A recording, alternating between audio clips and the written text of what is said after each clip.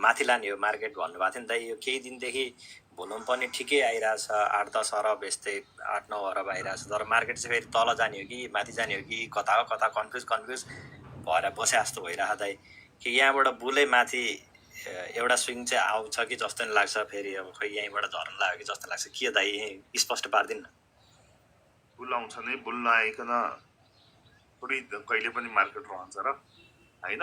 त्यही त भने त अब जस्तै सबैजनाले एक्जिट हुन पनि एउटा हुनु पर्यो नि। त्यो यत्तिकै यहाँबाट त को एक्जिट हो नि त। अब कुनै स्टक त तपाईँको 4-5 हजार 5-6 हजार पुर्याएर राखेको छ, सबै त बेच्न त भ्याएको छैन होला, त्यो अड्काएर राख्यो वहीँ लगेर। अब 3200 नकटायो त कसैले कसलाई बेच्ला र भने जस्तो नि लाग्छ त।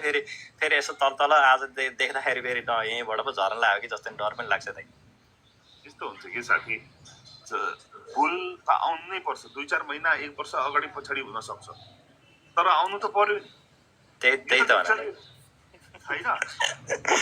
त्यही त बचपन पछि जवानी पछि बुढेसका, त्यस्तै बियर पछि बुल पछि बियर, त्यस्तै त हो। त्यही त भने तर खै अब कुनै बेला चाहिँ फेरि डर लाग्ने त। फेरि कुर्यो फेरि के हो जस्तो लाग्छ। फेरि पैसा पनि आएको छ ठिकै, त्यो 8-10 अरब भने त धेरै हो नि त। पहिला 1 अरब नआएको पैसामा 8-10 अरब भने त गाउँ मार्केट चाहिँ फेरि कता हो जस्तो भयो। फेरि अलिकति ड्यू खानुहोस्, डर के आगे जीत है।